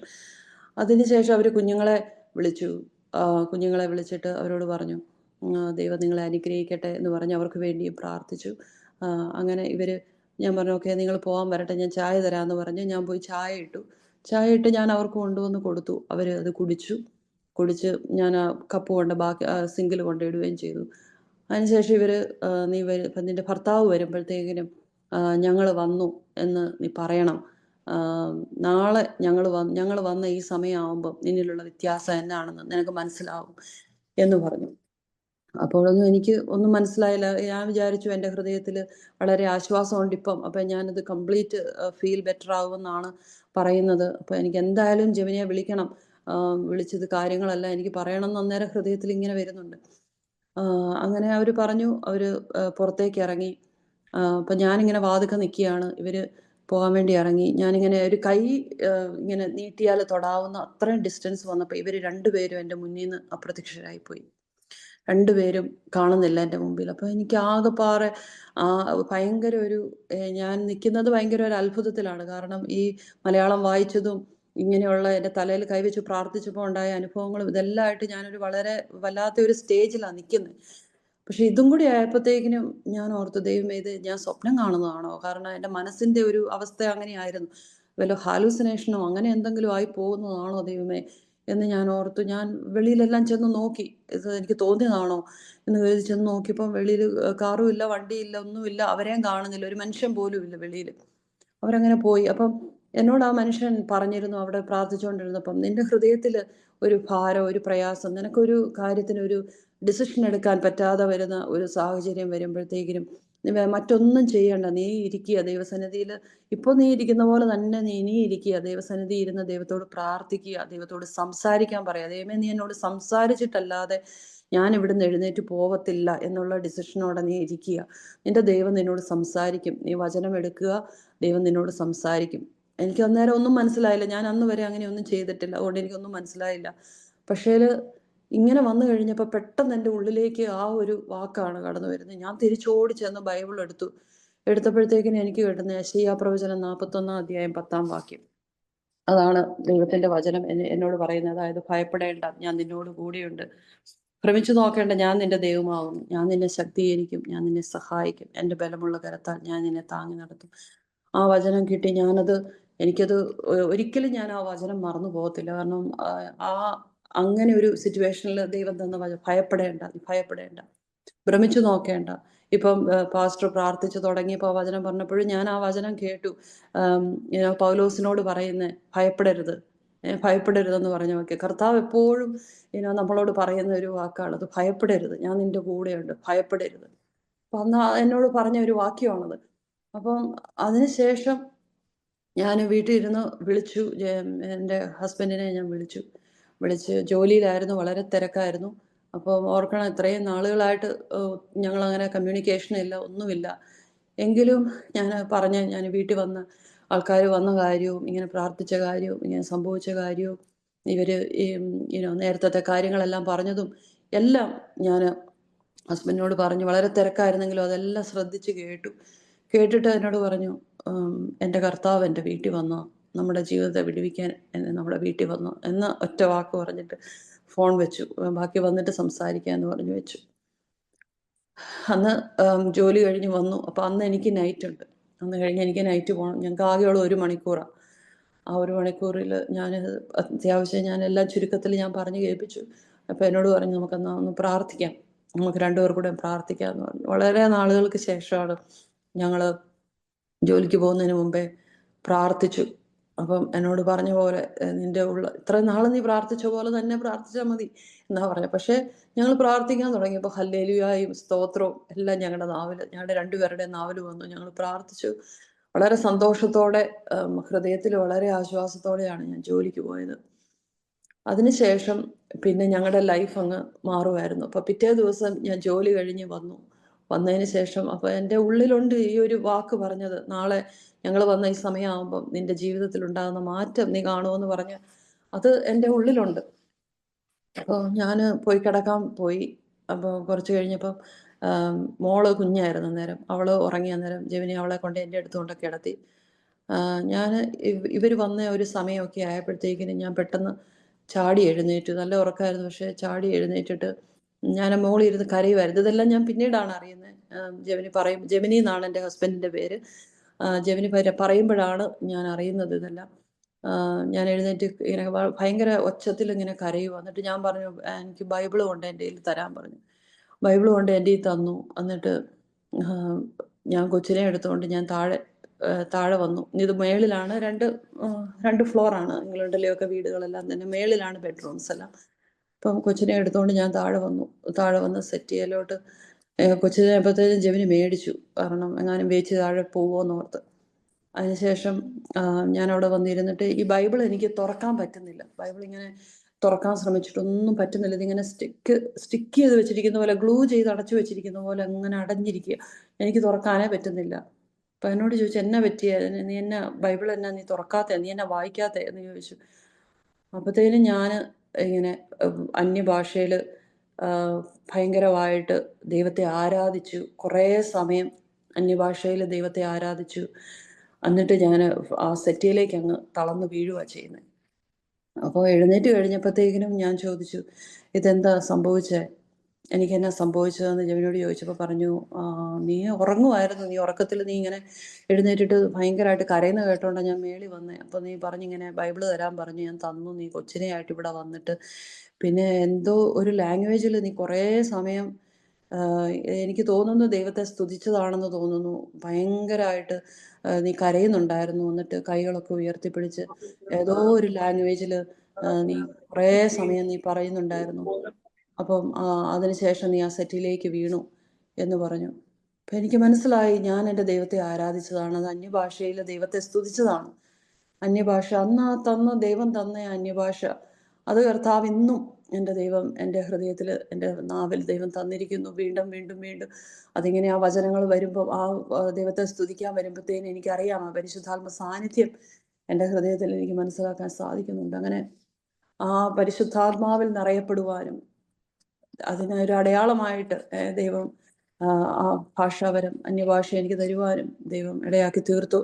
അത് കണ്ട് ജെമിനി അത് കണ്ടു, അത് കേട്ടു, അങ്ങനെ വിശ്വസിച്ചു, ദൈവത്തിൽ അതുപോലെ വിശ്വസിച്ചു. അതിനുശേഷം ഓരോ ദിവസവും ഞങ്ങൾ ദൈവസന്നിധി ഇരിക്കും. കാരണം ഭയങ്കര ഒരു ആർത്തിയാണ്. പിന്നെ അതായത് നമ്മളിപ്പം ഞാൻ ഈ വിശ്വാസ ജീവിതത്തിലേക്ക് കടന്നു വന്നതിന് ശേഷം പലപ്പോഴും എക്സ്പീരിയൻസ് ചെയ്ത ഒരു കാര്യമാണ്. നമ്മളിപ്പം അതുപോലെയുള്ള ഭയങ്കര സങ്കടകരമായ അവസ്ഥയിൽ, വളരെ വേദനിക്കുന്ന അവസ്ഥയിലൂടെ നമ്മൾ കടന്നു പോകുമ്പം ഒരു ദൈവദാസൻ നമ്മുടെ അടുത്ത് വന്നിട്ട് ഭയങ്കര പ്രൊഫറ്റിക്കായിട്ടൊരു വേർഡ് പറഞ്ഞു കഴിഞ്ഞാൽ നമ്മൾ ഒരിക്കലും നമ്മുടെ ജീവിതത്തിൽ അത് മറന്നു പോകത്തില്ല, അല്ലേ? എന്ന് പറഞ്ഞ പോലെ ആ ദൈവത്തിൻ്റെ വലിയ സാന്നിധ്യം അനുഭവിച്ച് ആ ദിവസങ്ങൾ എൻ്റെ ജീവിതത്തിൽ ഒരിക്കലും ഞാൻ മറന്നു പോകത്തില്ല. ആ വലിയ ഒരു എൻകൗണ്ടർ, എന്ത് പ്രശ്നം ഉണ്ടായാലും, എന്ത് പ്രതിസന്ധി ഉണ്ടായാലും എൻ്റെ ദൈവം എൻ്റെ കൂടെയുണ്ട്, എൻ്റെ കർത്താവ് എൻ്റെ കൂടെയുണ്ട്, എൻ്റെ ദൈവം എന്നെ നടത്തും എന്നുള്ള ഒരു പൂർണ്ണ വിശ്വാസം എൻ്റെ ജീവിതത്തിലേക്ക് ദൈവം തരാനായിട്ട് ഇടയായി തീർന്നു. പിന്നെ ഓരോ ദിവസവും ഞങ്ങൾ ഒന്നിച്ചിരുന്ന് പ്രാർത്ഥിക്കുമ്പോൾ ഞാൻ വിഷൻസ് കാണാൻ തുടങ്ങി. കർത്താവ് ദർശനങ്ങൾ തരാൻ തുടങ്ങി. മുന്നോട്ട് സംഭവിക്കാനിരിക്കുന്ന ഓരോ കാര്യങ്ങളെ പറ്റി വിഷൻസ് തന്നു. അതിനുശേഷം ഒരു ദേവദാസൻ നാട്ടിൽ നിന്ന് കടന്നു വന്നു ആ സമയത്ത്. അപ്പോൾ ഞങ്ങളെ അറിയുന്ന ഒരു ബ്രദർ വീട്ടിലേക്ക് ആ ദേവദാസനെ കൂട്ടിക്കൊണ്ടുവന്നു. അപ്പോൾ അതിൻ്റെ ഇടയ്ക്കാണ് ഒരു ദിവസം ഇങ്ങനെ ഞങ്ങൾ പ്രാർത്ഥിച്ചുകൊണ്ടിരുന്നപ്പം ദൈവാത്മാവ് ഇടപെട്ടു. നിന്റെ ഭവനത്തിൽ നീ അറിയുന്ന നിന്റെ ജനത്തെ കൂട്ടി വരുത്തി നീ ആരാധിക്കണം, ദൈവത്തെ ആരാധിക്കണം. അപ്പോൾ അതിൽ നിന്റെ ഈ സാക്ഷ്യം, കർത്താവ് നിന്നോട് എങ്ങനെ ഇടപെട്ടു എന്നുള്ള ആ സാക്ഷ്യം നീ പറയണം എന്ന് പറഞ്ഞു. അപ്പോൾ ഞങ്ങൾക്കറിയാവുന്ന ഞങ്ങളുടെ ഫ്രണ്ട്സിനെ, ഇപ്പോൾ കാത്തലിക്സിൽ തന്നെ ഉണ്ടായിരുന്ന ആൾക്കാരുണ്ട്, അപ്പം ഞങ്ങളെ അറിയാവുന്ന ആൾക്കാരെ എല്ലാവരെയും വിളിച്ച് നമ്മുടെ വീട്ടിലൊരു പ്രെയർ നടത്തിയിട്ട് അതിൻ്റെ അവസാനം ഞാൻ ഈ സാക്ഷ്യം, ദൈവം ഇങ്ങനെ ഇടപെട്ട കാര്യങ്ങൾ പറഞ്ഞെങ്കിലും ഇതെല്ലാം മനുഷ്യൻ്റെ ബുദ്ധിക്ക് അപ്പുറമായിട്ടുള്ള കാര്യങ്ങളാണ് സംഭവിച്ചത്. അപ്പം എനിക്കിത് സംഭവിച്ചില്ലായിരുന്നു, വേറൊരാൾ എന്നോട് പറഞ്ഞായിരുന്നെങ്കിൽ എനിക്കും വിശ്വസിക്കാൻ ഭയങ്കര പാടായിരിക്കും. പക്ഷെ എൻ്റെ ജീവിതത്തിൽ അത് സംഭവിച്ചത് സത്യമാണ്. ദൈവം ജീവിക്കുന്നു, കർത്താവ് എന്നും ജീവിക്കുന്നു. കർത്താവ് തൻ്റെ ദൂതന്മാരെ എൻ്റെ ഭവനത്തിലേക്ക് അയച്ചു, എന്നെ വിടുവിച്ചു എന്ന് ഞാൻ പറയുമ്പം അവർക്കൊക്കെ ഭയങ്കര അത്ഭുതമാണ്. ഇതെന്തുവാ സംഭവിക്കുന്നത്, ഞങ്ങൾ ഇവിടെയൊക്കെ തന്നെയല്ലേ ജീവിക്കുന്നത്, അങ്ങനെ ഒരു ചിന്തയാണ്. എനിവേ അങ്ങനെ ഞങ്ങൾ സാക്ഷ്യം പറയാനിടയായി തീർന്നു. അതിനുശേഷം ഓരോ ദിവസവും കഴിയും തോറും പള്ളിയിൽ ചെല്ലുമ്പം പള്ളിയിൽ നിന്ന് എല്ലാവരും നമ്മളെ റിജക്റ്റ് ചെയ്യുന്നു, നമ്മുടെ കൂട്ടുകാരെല്ലാം നമ്മളെ വിട്ടിട്ട് പോകുന്നു. അങ്ങനെ നമുക്ക് ആരും ഇല്ലാത്ത ഒരവസ്ഥ, നമുക്ക് ആരുടെയും വീട്ടിലോട്ട് പോലും കയറി ചെല്ലാൻ മേലാത്തൊരവസ്ഥ ഞങ്ങളുടെ ലൈഫിൽ വന്നു.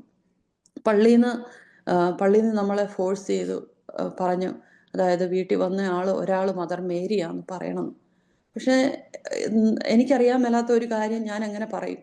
ഞാൻ വിശ്വസിച്ചു കർത്താവിൻ്റെ ദൂതന്മാരാണ്. ഞാൻ ആദ്യം വിശ്വസിച്ച് എൻ്റെ കർത്താവ് എൻ്റെ ജീവിതത്തിൽ വന്നു എന്നാണ്. അതിനുശേഷം വചനം വായിച്ച് കഴിഞ്ഞപ്പോഴത്തേക്കിനും എനിക്ക് മനസ്സിലായി കർത്താവിൻ്റെ ദൂതന്മാരാണ്. അവരാരാണെന്നോ അവരെവിടുന്നാണെന്നോ എന്താണെന്നോ ഒന്നും ചോദിക്കാൻ എനിക്ക് തോന്നിയില്ല, അവരത് ഒറ്റ പറഞ്ഞുമില്ല. പക്ഷേ അതിനുശേഷവും ഞാനിങ്ങനെ വിഷൻസ് കാണുന്നു, ദർശനങ്ങൾ കാണുന്നു. കർത്താവിൻ്റെ എൻ്റെ മുന്നിലിരുന്ന ആ 2 കണ്ണ് പലപ്പോഴും എന്നോട് സംസാരിക്കുന്നു. ഇതെല്ലാം ഓരോ ദിവസവും സംഭവിച്ചുകൊണ്ടിരിക്കും. അപ്പം ഞാനിങ്ങനെ സംഭവിക്കുന്ന ഓരോ കാര്യങ്ങളും ഞാൻ ബുക്കിൽ എഴുതും. അതുപോലെ ജെമിനിയായിട്ട് ഞാൻ ഷെയർ ചെയ്യും. അങ്ങനെ ഞങ്ങൾ ഒന്നിച്ചിരുന്ന് പ്രാർത്ഥിക്കും. അങ്ങനെ ആദ്യം മുതൽ ബൈബിൾ ഞങ്ങൾ ആദ്യം ന്യൂ ടെസ്റ്റ്മെൻ്റ് ആദ്യം വായിക്കാൻ തുടങ്ങി. ഇതെല്ലാം പരിശുദ്ധാത്മാവ് നമ്മുടെ ജീവിതത്തിലേക്ക് കടന്നു വന്നിട്ടല്ലാതെ നമുക്കിതൊന്നും ചെയ്യാൻ പറ്റത്തില്ല. അപ്പോൾ ഉള്ളിലേക്ക് പരിശുദ്ധാത്മാവ് തന്നെ ആ ഒരു ആഗ്രഹം, അതായത് നമ്മൾ വെള്ളത്തിനായിട്ട് ദാഹിക്കുന്ന മാൻപേട എന്ന് പറയുന്ന പോലെ ഈ വചനം എന്താണെന്ന് അറിയണമെന്നുള്ള ഭയങ്കര ആഗ്രഹം ഞങ്ങളുടെ ഹൃദയത്തിലേക്ക് കടന്നു വന്നു. അപ്പോൾ ഞങ്ങൾ മത്തായി മുതൽ അങ്ങ് വായിക്കാൻ തുടങ്ങി. ഞങ്ങൾ 2 പേരും കൂടെ പുതിയ നിയമം മൊത്തം ഞങ്ങൾ വായിച്ചു. ആരും പറഞ്ഞു തന്നിട്ടല്ല, ഒരു പാസ്റ്ററും നമ്മുടെ വീട്ടിലോട്ട് കടന്നു വന്നു ഒരു വചനം പോലും എക്സ്പ്ലെയിൻ ചെയ്ത് പറഞ്ഞു തന്നു. കാരണം അങ്ങനെ ഒരു അവസ്ഥയല്ലായിരുന്നു ആ സമയത്ത്. നമ്മൾ ഒരു സഭയിലേക്ക് കടന്നു പോകുന്നില്ല, അത് അതങ്ങനെ പോകാൻ പറ്റുന്നില്ല, അത് ബ്ലോക്ക് ചെയ്യപ്പെടുന്നു. പള്ളിയിലേക്ക് പോകാൻ പറ്റുന്നില്ല, അത് ബ്ലോക്ക് ചെയ്യപ്പെടുന്നു. എല്ലാം ബ്ലോക്ക് ചെയ്യപ്പെട്ട അവസ്ഥയിൽ ആ ഒരു ഭയങ്കര ദാഹം നമ്മുടെ ഹൃദയത്തിലേക്ക് ദൈവം തന്നിട്ട് ഞങ്ങളോട് പറഞ്ഞു, നിങ്ങൾ വചനം വായിക്കുക. ആ വചനം വായിക്കുമ്പം അത് ഓരോന്നും കർത്താവിൻ്റെ ആത്മാവ് തന്നെ നമുക്ക് വിവേചിച്ചു തരുന്നു. ഞങ്ങൾ രണ്ടുപേരും കൂടെ ഇങ്ങനെ വായിക്കും. അപ്പം പലപ്പോഴും ആ വിവേചനം ജെമിനിക്കായിരുന്നു കൊടുത്തുകൊണ്ടിരുന്നത്. ജെമിനി അത് വായിച്ചിട്ട് പറയും, ഇത് ഇങ്ങനെയാണ് ഇങ്ങനെയാണ്. പിന്നെ ഞങ്ങൾ ബൈബിൾ റെഫറൻസ് കേൾക്കാൻ തുടങ്ങി. പിന്നെ നമ്മൾ യൂട്യൂബിനകത്ത് വചനം കേൾക്കാൻ തുടങ്ങി.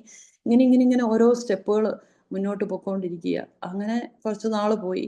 അന്നേരമാണ് നാട്ടിൽ നിന്നൊരു ദേവദാസം വരുന്നത്. അവിടെ UK പ്രസംഗിക്കാൻ വേണ്ടി വരുന്നു. അപ്പം നമ്മുടെ ഒരു ഫ്രണ്ട്, വിശ്വാസത്തിലുള്ള ഒരു ബ്രദറാണ്. ആ ബ്രദർ പാസ്റ്ററിനെയും കൂട്ടി ഈ കാര്യങ്ങളെല്ലാം കേട്ടിട്ട് വീട്ടിൽ വന്നു നമുക്ക് വേണ്ടി പ്രാർത്ഥിച്ചു.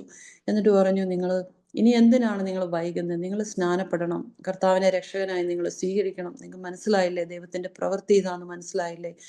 എന്നിട്ട് ദേവദാസൻ അത് പറഞ്ഞെങ്കിലും ഞങ്ങൾ പറഞ്ഞു, ദൈവാത്മാവ് ഞങ്ങളോട് ഓരോ ദിവസവും ഇടപെട്ടുകൊണ്ടിരിക്കുക, വചനത്തിൽ നിന്ന് ദൈവം തന്നെ ഞങ്ങളോട് സംസാരിച്ചുകൊണ്ടിരിക്കുക. അപ്പം സ്നാനം ആവശ്യമാണെങ്കിൽ ദൈവം ഞങ്ങളോട് സംസാരിക്കും. അത് ആ സമയം സംസാരിച്ചു കഴിഞ്ഞാൽ അപ്പം തന്നെ ഞങ്ങൾ എന്തായാലും എടുക്കും എന്ന് പറഞ്ഞു. അന്നേരം പാസ്റ്റർക്ക് ഭയങ്കര വിഷമമായിരുന്നു. ദേവദാസൻ അവിടെ ഇരുന്ന് പ്രാർത്ഥിച്ചു. ഒരു രാത്രി 1 മണി 1:30 വരെ ദേവദാസൻ വീട്ടിൽ ഇരുന്ന് പ്രാർത്ഥിച്ചു. എന്നിട്ട് പറഞ്ഞു, ദൈവാത്മാവ് നിങ്ങളോട് ഇടപെടുന്നെങ്കിൽ എപ്പോഴായാലും ഏത് പാതിരാത്രിക്കായാലും എന്നെ വിളിക്കണം, ഞാൻ വരും, ഞാൻ നിങ്ങളെ സ്നാനപ്പെടുത്തും എന്ന് പറഞ്ഞു. അപ്പോൾ ഞങ്ങൾക്ക് ഭയങ്കര വിഷമം തോന്നി. ദേവദാസൻ അതുപോലെ ഹൃദയത്തിൽ ഭാരപ്പെട്ടാണ് അവിടുന്ന് പോയത്. അപ്പം ഞാൻ പറഞ്ഞു, നമുക്ക് ജെമിനി, നമുക്ക് പ്രാർത്ഥിക്കാം, നമുക്ക് ഉറങ്ങണ്ട, നമുക്ക് പ്രാർത്ഥിക്കാം. ഇത് അങ്ങനെ ഒരാൾ വരണം എന്നുണ്ടെങ്കിൽ ദൈവാത്മാവ് അയച്ചിട്ടല്ലാതെ ആരും വരുന്നില്ലല്ലോ, നമുക്ക് പ്രാർത്ഥിക്കാമെന്ന് പറഞ്ഞു. അങ്ങനെ പ്രാർത്ഥിച്ചപ്പോഴാണ് ജെമിനിക്ക് ദൈവം ഒരു വചനം കൊടുത്തു. ഞാൻ നിന്നെ കഴുകിയിട്ടല്ലാതെ എനിക്ക് നിന്നോട് പങ്കില്ല, നിനക്ക് എന്നോട് പങ്കില്ല എന്ന് പത്രോസിനോട് പറയുന്ന ആ വചനം, ആ വചനം കിട്ടി. അപ്പം നമ്മൾ ആ വചനം വെച്ച് പ്രാർത്ഥിച്ചു. അപ്പോൾ ഒരു മുഴുവൻ കഴുക്കൽ ആവശ്യമാണെന്ന് ദൈവാത്മാവ് ഇടപെട്ടു. അന്ന് തന്നെ ഞങ്ങൾ പാസ്റ്ററെ വിളിച്ചിട്ട് പറഞ്ഞു, ഞങ്ങൾ സ്നാനപ്പെടാൻ തയ്യാറാണ്, ഏറ്റവും അടുത്ത ദിവസം തന്നെ സ്നാനപ്പെടണം എന്ന് പറഞ്ഞു. അങ്ങനെ ആ ദേവദാസൻ അവിടുന്ന് പോകുന്നതിന് മുമ്പേ നമ്മളെ സ്നാനപ്പെടുത്തിയിട്ടാണ് പോയത്. അങ്ങനെയാണ് നമ്മൾ വിശ്വാസ ജീവിതത്തിലേക്ക് നമ്മൾ കടന്നു വരുന്നത്. അതിനുശേഷം ഓരോ ദിവസവും പിന്നെ അവിടെ ഒരു സഭയോട് ചേർന്നു. അങ്ങനെ ഓരോ ദിവസവും ദൈവം നടത്തി. 15 വർഷക്കാലം അവിടെ ഉണ്ടായിരുന്നെങ്കിലും കുറച്ച് വർഷങ്ങൾ ഞങ്ങളുടെ നഷ്ടപ്പെട്ടു പോയെങ്കിലും ദൈവം നമ്മളെ ആ വിശ്വാസത്തിലേക്ക്, ദൈവത്തിലേക്ക് ചേരുവാനായിട്ട് കർത്താവ് ഇടയാക്കി തീർത്തു. പിന്നീട് വചനത്തിലൂടെ ദൈവം നടത്തി. ഓരോ ദേവദാസന്മാരെയും ഒത്തിരി പേരെയും പരിചയപ്പെടാനും ഭവനത്തിലേക്ക് വിളിക്കുവാനും അവരെയൊക്കെയും സൽക്കരിക്കുവാനും എല്ലാം ദൈവം ഇടയാക്കി തീർത്തു. ഞാൻ എപ്പോഴും ഓർക്കും, അതായത് നമ്മുടെ കർത്താവ് ഇന്നലെ അത്ഭുതം ചെയ്ത ദൈവത്തിന് ഇന്നും ചെയ്യാൻ ദൈവത്തിന് സാധ്യമാണ്. ഇന്നലെ ഇന്നും എന്നേക്കും അനന്യനാണ് നമ്മുടെ ദൈവം. അതുപോലെ ഞാൻ അബ്രഹാമിന്റെ വീട്ടിലെ ദൈവദൂതന്മാർ വന്നത് ഞാൻ ഓർക്കും. ദൈവമേ, അബ്രഹാം എന്നൊക്കെ പറഞ്ഞാൽ അബ്രഹാം വളരെ നമുക്കൊന്നും ചിന്തിക്കാൻ പോലും പറ്റത്തില്ല. അതുപോലെ വളരെ നീതിമാനായ ഒരു മനുഷ്യൻ, തൻ്റെ മകനെ പോലും ബലി കഴിക്കാനായിട്ട് ദൈവത്തിന്റെ വചനത്തെ അതുപോലെ വില കൊടുത്ത മനുഷ്യൻ. ആ മനുഷ്യന്റെ വീട്ടിൽ ദേവദൂതന്മാർ കടന്നു വന്നു. അവര് ദേവദൂതന്മാർ സൽക്കരിച്ചു. അപ്പം ഞാൻ വന്ന ഈ സമയമാകുമ്പോൾ നിനക്ക് കുഞ്ഞുണ്ടാവും എന്ന് പറഞ്ഞിട്ട് കടന്നുപോയ കർത്താവ്, ആ കർത്താവിന്റെ ദൂതന്മാരെ എൻ്റെ ഭവനത്തിലും കൈക്കൊള്ളാനായിട്ട് ദൈവം എനിക്ക് ഭാഗ്യം തന്നല്ലോ എന്നോർക്കുമ്പം എൻ്റെ ഹൃദയത്തിൽ വളരെ വളരെ സന്തോഷമാണ്, വളരെ നന്ദിയാണ്. പക്ഷെ അതിനുള്ള ഒരു യോഗ്യതയും നമുക്കില്ലായിരുന്നു. അങ്ങനെയൊന്നും ചിന്തിക്കാനുള്ള യാതൊരു യോഗ്യതയും നമ്മുടെ ജീവിതത്തിൽ ഇല്ലായിരുന്നു എന്നും. ശരിക്കും പാപത്താൽ നിറയപ്പെട്ട ഒരു ജീവിതത്തിൽ കർത്താവ് കടന്നു വന്ന് കർത്താവ് വിടുവിച്ച്, അങ്ങനെ ദൈവത്തിന് മാത്രമാണ് മഹത്വമുള്ളത്, ദൈവത്തിന് മാത്രമാണ് മഹത്വമുള്ളത്. അതുപോലെ ഞാൻ ഓർക്കും, ഏലിയാവിനെ സാറഫാത്തിൽ വിരുന്നൊരുക്കി അവിടേക്ക് കടന്നു ചെന്ന് ആ വിധവയുടെ മകനെ എഴുന്നേൽപ്പിക്കാനായിട്ട്, മരിച്ചുപോയ വിധവയുടെ മകനെ. അപ്പൊ ദൈവത്തിന്റെ പ്രവൃത്തി ഭയങ്കര അത്ഭുതകരമാണ്. ഏലിയാവിന് വളരെ സമൃദ്ധിയായിട്ടുള്ള ഒരു വിരുന്നൊന്നും അല്ലെങ്കിലും ഏലിയാവിന് ഭക്ഷിക്കാൻ വേണ്ടത്. പക്ഷെ അതേ സമയത്ത് തന്നെ ആ വിധവയ്ക്കൊരു ഉപകാരമായിട്ടും തീരത്തക്കവണ്ണം ഒരുക്കിയ ദൈവത്തിന്റെ വലിയ ഒരു ശക്തി നമ്മുടെ കൂടെ എന്നോട് അന്ന് സംസാരിച്ച പോലെ നമ്മുടെ കൂടെ സ്വർഗത്തിലെ സകല ആത്മീക അനുഗ്രഹങ്ങളും എല്ലാ സൗഭാഗ്യങ്ങളും വെടിഞ്ഞ് ഈ ലോകത്തിലേക്ക് ഇറങ്ങി വന്ന് ജഡമായിട്ട് മനുഷ്യന്റെ കൂടെ വസിക്കാൻ വേണ്ടി. കാരണം ദൈവം ഈ ലോകത്തെ അത്രമാത്രം സ്നേഹിച്ചു, തൻ്റെ ജനത്തെ അത്രമാത്രം സ്നേഹിച്ചു. പലപ്പോഴും ഈ നമ്മൾ മനസ്സിലാക്കാതെ പോകുന്ന ഒരു കാര്യമുണ്ട്. ഈ അന്തരീക്ഷത്തിൽ വലിയ പോരാട്ടം നടക്കുന്നുണ്ട്. ദൈവവും പിശാചുമായിട്ട്, പൈശാചിക ശക്തികളുമായിട്ടുള്ള ഒരു വലിയ പോരാട്ടം ഓരോ ദിവസവും ഓരോ മിനിറ്റും, പ്രത്യേകിച്ച് ദൈവമക്കളുടെ ജീവിതത്തിൽ അതിങ്ങനെ നടക്കുന്നുണ്ട്. പക്ഷെ അതിനകത്ത് നമ്മൾക്ക് പിടിച്ചു നിൽക്കണമെങ്കിൽ പരിശുദ്ധാത്മാവില്ലാതെ നമുക്ക് സാധിക്കത്തില്ല. പരിശുദ്ധാത്മാവ് നമ്മളിൽ നിറയണം. നമ്മൾ ആളു മാറിയ അനുഭവം നമ്മുടെ ജീവിതത്തിലേക്ക് കടന്നു വരണം. നമ്മൾ ആളു മാറിയവരെ പോലെ ആവണം. അങ്ങനെ വന്നെങ്കിൽ മാത്രമേ നമുക്ക് ഈ ലോകത്തിൽ നമുക്ക് ദൈവമക്കളായിട്ട് നമുക്ക് ജീവിക്കാനായിട്ട് സാധിക്കത്തുള്ളൂ. ഈ ദൈവത്തോട് കൂടെ ഇരുന്ന് ദൈവത്തിൻ്റെ വായിലെ വചനമായിരുന്ന ആ കർത്താവിൻ്റെ വചനം ഈ ഭൂമിയിലേക്ക് ജഡമായിട്ട് ദൈവം തന്നെ പറഞ്ഞയച്ചു നമ്മുടെ മധ്യത്തിലേക്ക് കടന്നു വന്ന് നമ്മുടെ കൂടെ വസിച്ചു, നമുക്ക് വേണ്ടി മരിച്ചു. ഒരു കുറ്റവും ചെയ്യാഞ്ഞിട്ടും നമുക്ക് വേണ്ടി മരിച്ചു. ആ പഴയ നിയമപ്രകാരമുള്ള എല്ലാ ന്യായപ്രമാണങ്ങളും നിവൃത്തിയായി എന്ന് പറഞ്ഞു കർത്താവ്. അങ്ങനെയെങ്കിൽ സകല പാപവും സകല ശാപവും സകല രോഗവും നമ്മൾ വിശ്വസിക്കുന്നവരുടെ എല്ലാവരുടെയും ഇതെല്ലാം കർത്താവ് ആ ക്രൂശിൽ ഏറ്റെടുത്ത് മരിച്ച് ഇന്ന് അവനിൽ വിശ്വസിക്കുന്നവന് നിത്യജീവൻ ഉണ്ടെന്നുള്ള പ്രോമിസാണ് നമുക്കുള്ളത്. അവനിൽ വിശ്വസിക്കുന്നവന് നിത്യജീവനുണ്ട്. അപ്പോൾ ആ വിശ്വസിക്കുക എന്ന് പറയുമ്പോൾ നമ്മൾ ഓർക്കും വളരെ ഈസി ആയിട്ടുള്ള കാര്യമാണ്. പക്ഷെ ഞങ്ങളുടെ ലൈഫിൽ ഞങ്ങൾക്കറിയാം എത്ര പാടായിരുന്നു, എത്ര ഹാർഡായിരുന്നു. ഈ പാരമ്പര്യങ്ങളെ മുഴുവനും വിട്ടെറിഞ്ഞിട്ട് നമ്മൾ കർത്താവിൽ വിശ്വസിക്കുക എന്ന് പറയുമ്പം അത് ഭയങ്കര ഒരു പോരാട്ടമായിരുന്നു ശരിക്കും അത്. പക്ഷെ കർത്താവിൽ വിശ്വസിച്ചു നമ്മൾ ഇറങ്ങിക്കഴിഞ്ഞപ്പോൾ പിന്നെ കർത്താവ് നമ്മളെ നടത്തുവാണ്. ഓരോ ദിവസവും കർത്താവ് നമ്മുടെ കൂടെ ഇരുന്ന് നടത്തുന്നു. ഞാൻ ആ കർത്താവിനെ, ഞാൻ എൻ്റെ ദൈവത്തെ ഞാൻ നന്ദിയോടെ സ്തുതിക്കുന്നു, സ്തോത്രം ചെയ്യുന്നു. ഞാൻ ഇന്ന് പകല് ഞാനിങ്ങനെ ടെസ്റ്റിമണി ഷെയർ ചെയ്യണമല്ലോ. ദൈവമേ, നീ എനിക്കൊരു വചനം തരണം എന്ന് പറഞ്ഞ് പ്രാർത്ഥിച്ചപ്പം കർത്താവ് എനിക്കൊരു വചനം തന്നു. ഞാനതൊന്ന് വായിക്കാം. അത് എഫേസ്യ ലേഖനത്തിൽ നമ്മുടെ 4-ാം അധ്യായം അതിൻ്റെ 22 മുതൽ 24 വരെയുള്ള വാക്യങ്ങളാണ്. അതായത്, മുമ്പിലത്തെ നടപ്പ് സംബന്ധിച്ച് ചതിമോഹങ്ങളാൽ വഷളായി പോകുന്ന പഴയ മനുഷ്യനെ ഉപേക്ഷിച്ച് നിങ്ങളുടെ ഉള്ളിലെ ആത്മാവ് സംബന്ധമായി പുതുക്കം പ്രാപിച്ച് സത്യത്തിന്റെ ഫലമായ നീതിയിലും വിശുദ്ധിയിലും ദൈവാനുരൂപമായി സൃഷ്ടിക്കപ്പെട്ട പുതിയ മനുഷ്യനെ ധരിച്ചുകൊള്ളുവിൻ. അപ്പം നമ്മളുടെ പഴയ മനുഷ്യൻ എന്തായിരുന്നു എന്ന് ഈ വചനത്തിൽ പറയുന്നുണ്ട്. മുമ്പിലത്തെ നടപ്പ് സംബന്ധിച്ച് ചതിമോഹങ്ങളാൽ വഷളായി പോകുന്ന പഴയ മനുഷ്യൻ. ചതിയുണ്ട്, പലതരത്തിലുള്ള മോഹങ്ങളുണ്ട്. ഇതെല്ലാം സംബന്ധിച്ച് വഷളായി പൊക്കോണ്ടിരുന്നതാണ് നമ്മുടെ പഴയ മനുഷ്യൻ എന്ന് പറയുന്നത്. അതിനെ ഉപേക്ഷിച്ച് നിങ്ങളുടെ ഉള്ളിലെ ആത്മാവ് സംബന്ധമായി പുതുക്കം പ്രാപിക്കണം. നമ്മുടെ ഉള്ളിൽ തന്നിരിക്കുന്ന പരിശുദ്ധാത്മാവിനാൽ ദൈവം ആഗ്രഹിക്കുന്നു നമ്മൾ ഓരോ ദിവസവും നമ്മൾ പുതുക്കം പ്രാപിച്ചിട്ട് സത്യത്തിന്റെ ഫലമായ നീതിയിലും വിശുദ്ധിയിലും ദൈവാനുരൂപമായി സൃഷ്ടിക്കപ്പെട്ട പുതിയ മനുഷ്യനെ ധരിച്ചുകൊള്ളുവിൻ. അപ്പൊ ഈ പരിശുദ്ധാത്മാവ് നമ്മുടെ ഉള്ളിലില്ലെങ്കിൽ, പരിശുദ്ധാത്മാവിനെ നമ്മൾ പ്രാപിച്ചിട്ടില്ലെങ്കിൽ, പക്ഷെ ഇതിൽ പറയുന്നു നിങ്ങളുടെ ഉള്ളിൽ വസിക്കുന്ന, നിങ്ങളുടെ ഉള്ളിലെ ആത്മാവ് സംബന്ധമായി. അപ്പൊ നമ്മുടെ ഉള്ളിൽ പരിശുദ്ധാത്മാവുണ്ട്, നമ്മളെ ദൈവമക്കളുടെ ഉള്ളിലെല്ലാം പരിശുദ്ധാത്മാവുണ്ട്. പക്ഷെ പരിശുദ്ധാത്മാവിനെ നമ്മൾ അനുസരിക്കണം. നമ്മൾ പരിശുദ്ധാത്മാവിനെ അനുസരിക്കാതെ പോയാൽ നമ്മളെ ഒരിക്കലും ഫോഴ്സ് ചെയ്യുന്ന ഒരു ആത്മാവല്ല. ഇങ്ങനെ നമ്മുടെ ഉള്ളിലേക്ക് ഇങ്ങനെ ഫോഴ്സ് ചെയ്ത് കടന്നു വരത്തില്ല. എപ്പോഴും നമ്മൾ അവിടേക്ക് ഒരു ആക്സസ് നമ്മൾ കൊടുക്കണം. കർത്താവെ, നീ എൻ്റെ ഉള്ളിലേക്ക് കടന്നു വരണം, നീ എന്നോട് സംസാരിക്കണം, നീ എന്നോട് സംസാരിച്ചിട്ടല്ലാതെ ഞാൻ പോകത്തില്ല എന്ന് നമ്മൾ ഇരുന്ന് നമ്മൾ ആ ഒരു സബ്മിഷൻ എപ്പോഴും നമുക്കുണ്ടെങ്കിൽ ആത്മാവ് നമ്മളോട് സംസാരിക്കും. പരിശുദ്ധാത്മാവ് നമ്മളെ ഓരോ ദിവസവും നടത്തും. അങ്ങനെയെങ്കിൽ നമുക്ക് ഈ ഒരു പുതിയ മനുഷ്യനായി തീരാനായിട്ട് സാധിക്കും. പഴയ മനുഷ്യനെ ഉപേക്ഷിച്ച് നിങ്ങളുടെ ഉള്ളിലെ ആത്മാവ് സംബന്ധമായി പുതുക്കം പ്രാപിച്ച് സത്യത്തിന്റെ ഫലമായ നീതിയിലും വിശുദ്ധിയിലും. ഈ നീതിയും വിശുദ്ധിയും സത്യത്തിന്റെ ഫലമാണ്. നീതിയിലും വിശുദ്ധിയിലും ദൈവാനുരൂപമായി സൃഷ്ടിക്കപ്പെട്ട പുതിയ മനുഷ്യനെ ധരിച്ചുകൊള്ളുവിൻ. നമ്മൾ ധരിക്കണം. ആ പുതിയ മനുഷ്യനെയാണ് നമ്മൾ ധരിക്കേണ്ടത്.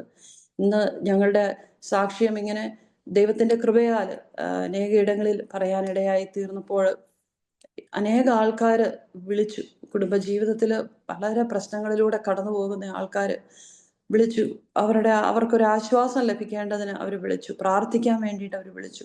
പ്രാർത്ഥിക്കുന്നുണ്ട്. പക്ഷെ പല ആൾക്കാരുടെയും കുടുംബജീവിതത്തിലെ അവസ്ഥ കേൾക്കുമ്പോൾ അവരെല്ലാവരും വിശ്വാസത്തിൽ വന്നവരാണ്. അവരെല്ലാം ദൈവമക്കളാണ് അവരൊക്കെയും. പക്ഷെ ഞാൻ അന്നേരം ഓർത്തു, ദൈവമേ, ആ പരിശുദ്ധാത്മാവിൻ്റെ ഫലങ്ങളെ അവരുടെ ഉള്ളിൽ കാണുന്നില്ലല്ലോ. പരിശുദ്ധാത്മാവ് അവരുടെ ഉള്ളിലുണ്ടെങ്കിൽ ദൈവമേ അങ്ങനെ സംഭവിക്കത്തില്ലല്ലോ. അവരെ ആത്മാവിനാൽ നിറയ്ക്കണേ എന്ന് മാത്രമാണ് ഞാൻ പ്രാർത്ഥിക്കുന്നത്. ഞങ്ങൾ രണ്ടുപേരും പ്രാർത്ഥിക്കുന്നത്, ദൈവമേ, അങ്ങയുടെ പരിശുദ്ധാത്മാവിനെ അവരുടെ ഹൃദയങ്ങളിലേക്ക് നീ അയക്കണം. അവരുടെ എന്തെങ്കിലും ഒരു ഇതിനാൽ കർത്താവ്, ദാവീദ് പറഞ്ഞു, നീ എടുത്ത പരിശുദ്ധാത്മാവിനെ എന്നിൽ നിന്ന് നീ തിരികെ എടുക്കരുതേ എന്നാണ് ദാവീദ് പ്രാർത്ഥിച്ചത്. അപ്പോൾ അതുപോലെ പരിശുദ്ധാത്മാവ് അവരിൽ നിന്നും നഷ്ടപ്പെട്ടു പോയെങ്കിൽ, അല്ല ആത്മാവിൻ്റെ സാന്നിധ്യം അവരുടെ ജീവിതത്തിൽ നിന്ന് നഷ്ടപ്പെട്ടു പോകത്തക്ക സാഹചര്യം അവരുടെ ജീവിതത്തിൽ വന്നെങ്കിൽ, ദൈവമേ, ആത്മാവിനെ അവർക്ക് തിരികെ കൊടുക്കണം. എങ്കിൽ മാത്രമേ അവരുടെ കുടുംബജീവിതം നന്നാവൂ.